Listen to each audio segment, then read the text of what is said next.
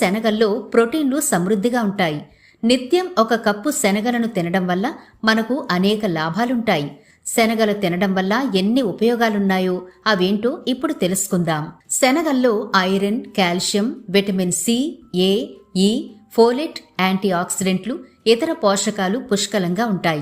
దీంతో ఎముకలు ఆరోగ్యంగా, దృఢంగా ఉంటాయి. అలాగే శరీరం ఐరన్ను ఎక్కువగా గ్రహిస్తుంది. దీంతో రక్తహీనత సమస్య రాదు.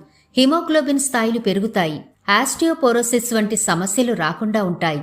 శనగల్లో పొటాషియం పుష్కలంగా ఉంటుంది. ఒక కప్పు శనగల ద్వారా మనకు సుమారుగా 474 మిల్లీగ్రాముల పొటాషియం లభిస్తుంది.